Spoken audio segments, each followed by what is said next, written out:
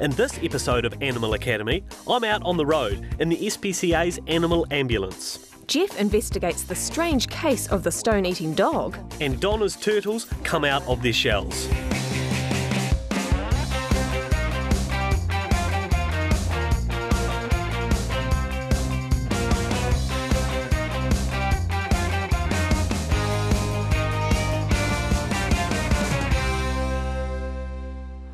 Hi, I'm Jeremy Maguire. And I'm Sarah Ulmer. Welcome to Animal Academy. We're here today at the Riding for Disabled Horse Arena. It's also used for dog agility, which is what we're going to be doing a little later on with these awesome dogs. Now they're sideboards. We've got Joker, Streak and Liam. Now, sideboards are a combination between Siberian Huskies and Border Collies. Now, they were a relatively new breed, and the idea was to cross a Siberian Husky and a Border Collie, the Siberian Husky being the athletic side and the Border Collie being the farm smarts, I suppose. Well, these guys are pretty relaxed in front of the camera, but coming up in our next story, we meet someone whose job it is to film animals in amazing locations. Peter Young is one of New Zealand's most acclaimed television cameramen. Although he works in all genres, he specialises in outdoor and wildlife work. When I first left school, I came down and worked in the South Island as a musterer, and I guess from those days I had a real appreciation of the high country and the wide open spaces, and I just loved it. And I spent the next 8 to 10 years working on the land, and then I went overseas. And I got a job on a fishing boat in Alaska, and the skipper had a video camera, and I picked it up and started filming our trip in Alaska. I decided then and there that this was what I wanted to do when I returned to New Zealand. I went to Polytech in Christchurch, and because of my farming background and my enjoyment of the outdoors, I ended up working in the natural history unit, and then I ended up shooting for Country Calendar later. Over the years, Peter has worked on numerous television shows and won plenty of awards. So what's his secret? Actually getting yourself into the right location at the right time. That's about 80% of it. And then once you're there, it's all the skills of operating a camera and telling a story visually that kick in. These dolphins are bottlenose dolphins in Doubtful Sound, and I'm sitting up the front of the boat waiting for these dolphins to surface. They're about a metre away from me here, and absolutely beautiful animals. They're so large, and just their presence is, just amazing to be so close. So I'm just waiting for them to surface, because that's the money shot for me, is when they pop up for a breath, and here he comes here. And you can see that dorsal fin it's actually quite flexible.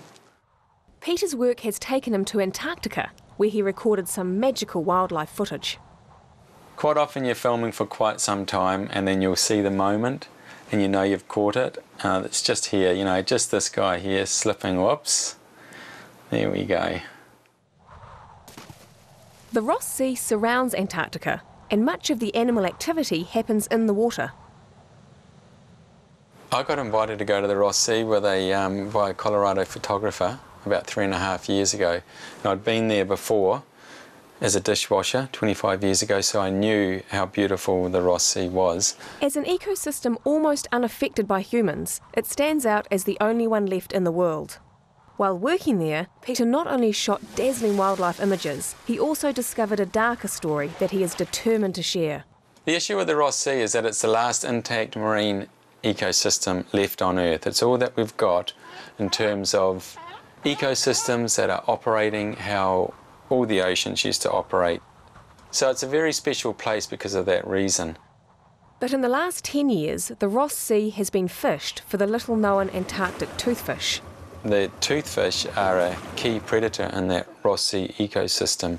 You can't remove toothfish without affecting the entire ecosystem. So that alone, in my books, is a reason not to fish it. New Zealand was the first nation to fish the Ross Sea, and now fishing has increased dramatically. It's currently being fished by 12 different nations. When it's caught, it's called Antarctic toothfish. When it goes into the markets, it's sold as Chilean sea bass. They have no idea of the place where it came from. Normally as a cameraman I'd send all this material away, but I soon realised that I have the opportunity actually to put it together and to do some good, and actually no one else is probably in such a good position to do so, because I've been there and I feel for it and I know, and I've spoken to all the scientists and I've spoken to politicians and fishermen and to get the full story. Peter is producing a film on the Ross Sea, as well as spreading the word through the internet and speaking tours, drawing attention to the seriousness of our actions before it's too late. The ideal outcome is that the Ross Sea gets turned into a marine protected area. While we enjoy watching Peter's work, it also has many rewards for him. The best thing about the job is getting to the places that I get to with the people I go with, really. I've just been to some remarkable places around the world and around New Zealand, and I enjoy telling stories too. I love contributing to who we are as New Zealanders and where we live. Yeah. Well, Peter's doing a great job there raising awareness. And if you want more info, check out tvnz.co.nz/Animal Academy. Now we've got a wee sideboard puppy here. And Mo, yeah, good boy, yeah. Very, very cute. Now someone who's making a difference is Donna Moot. She's known as Christchurch's Turtle Lady.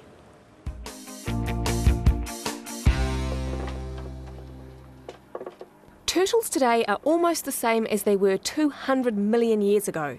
One person who knows all about them is turtle rescuer Donna Moot. I got started in the rescue work of turtles about 5 years ago. The vet in Hornby, he takes on SPCA work, and he asked me if I'd take on rescue turtles for the SPCAs. The first year that I agreed to take on the rescue work, I had 2 turtles. The beginning of last winter I had 33, by the end of winter I had 50. So there's been a huge increase. Turtles come to Donna from all sorts of situations. She records the condition of each turtle as they come in. So this wee fella's got a lot of slime on him, which you don't want to leave there because then the UV can't get through. Probably he's had too much sunlight, which has caused the water to get lots of algae in it.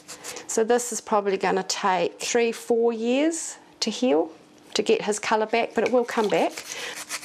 He's being awful, he's trying to bite me. He can feel this. They have nerves in their shell like your teeth, and he's really unhappy, so he's naturally wanting to bite me and make me let him go. I get inquiries asking for information about a turtle most days. I might go 2 or 3 days without an email, but then I might get 2 or 3 on the one day, so it's a lot. He's very annoyed with me. Over the years, Donna's knowledge on turtles, as well as her collection, has grown. I originally had 3 turtles for about 20 years, and I made lots of mistakes in their care. I mean, 20 years ago we didn't have Google. We didn't know a lot about what was happening with turtles, and so I kind of figured a few things out for myself and learnt a few things from other people along the way, and keep learning every day. A concerned turtle owner drops by unannounced, wanting some advice from Donna about several growths on her turtle's shell. This white stuff, it's sort of like a plaque. Yeah, but it's nothing to worry about. It's all really superficial. Yep, she's looking good. You know, they're long-lived animals, and you don't want to feel like you're doing the wrong thing. So very relieved at the advice. Yeah, much more confident that I know what to do now. Donna is delighted to share her turtles with the many inquisitive visitors wanting to have a closer look at them. How about we get out Shelley? I know a lot about turtles, and I've learnt a lot about turtles, but I would never say that I'm the expert. I'm the turtle lady in Christchurch. That's what people call me by, but there's a lot of other people out there looking after turtles really well, I'm sure. It's just that I'm in a position that I'm helping and I'm rescuing. And I'll just put them down here on the lawn, see how fast they walk. See, she's going to turn and head for a dark corner. Just going to have to make sure we don't lose Lucy into the garden. They're actually quite rough when you touch them.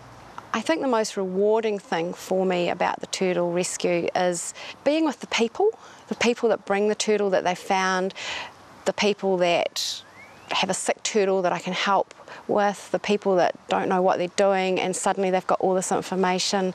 It's just being with those people in whatever circumstances it may be, and helping that turtle along the way. After the break, most dogs eat bones, but this one eats stones. Jeff takes a look.